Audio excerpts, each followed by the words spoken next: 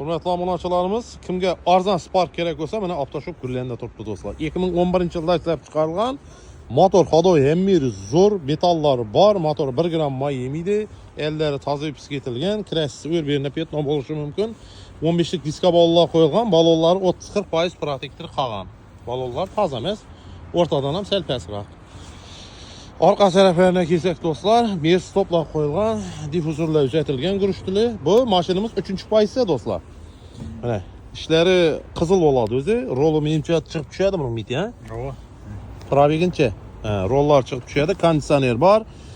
Magnitofon 250 ming yurgan mashina o'zining halol yurgani. Bir xatar moy kettirasizlar bo'lgani. Bir xatar moy kettirish kerak bo'lgani o'zi.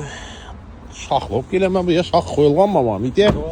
Xullas, narxi do'stlar 49 million so'm.